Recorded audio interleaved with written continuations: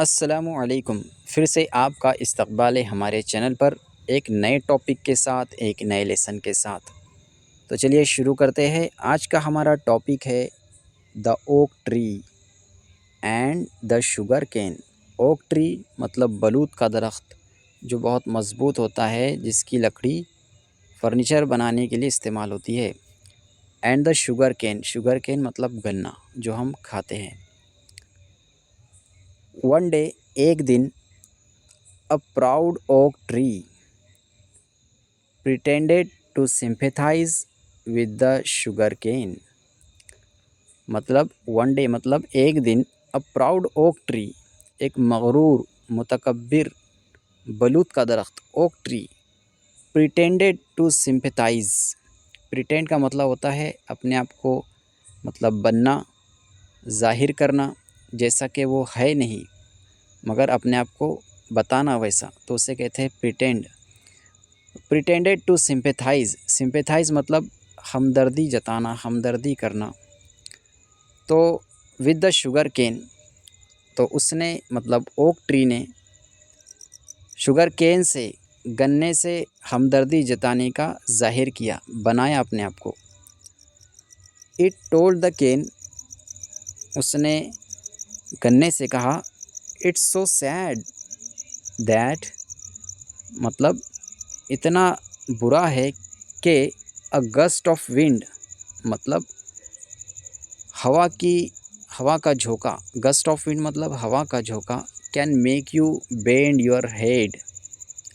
तो पूरे जुमले का मतलब ये है कि इतना बुरा है कि हवा का झोंका तुम्हें, तुम्हारे सर को झुका सकता है। ऐसा कौन कह रहा है? ये ओक ट्री शुगर केन से कह रहा है।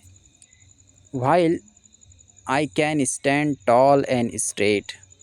वाइल मतलब जबकि मैं सीधा और लंबा खड़ा रह सकता हूँ। Even in the most powerful गेल।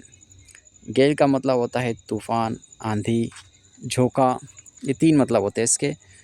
तो सबसे ज़्यादा ताकतवर झोंके में भी मैं खड़ा और सीधा रह सकता हूँ। द केन शॉट बैक, गन्ने ने फ़ौरन से जवाब दिया, इट्स ट्रू, सही है, दैट के the wind can make me बो, ये सही है कि हवा का झोंका मुझे झुका सकता है, मुझे मोड़ सकता है। बो का मतलब झुकाना, मोड़ना। बट लेकिन इट कैन नॉट ब्रेक मी, लेकिन ये मुझे तोड़ नहीं सकता। दैट नाइट, फिर क्या होता है उस रात, a terrible storm occurred. A terrible मतलब खौफनाक, दहशतनाक।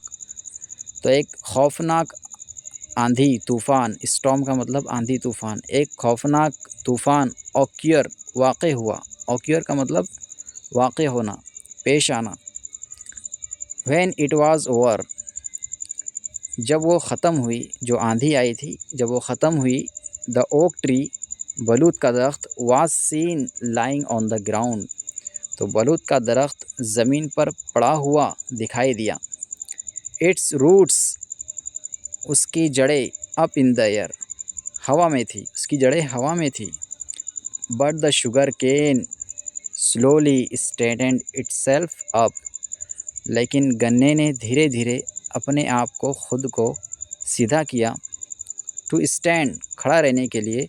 एज़ फर्मली एज़ बिफोर, अपने आप को खड़ा रहने के लिए सीधा किया जैसे कि पहले था।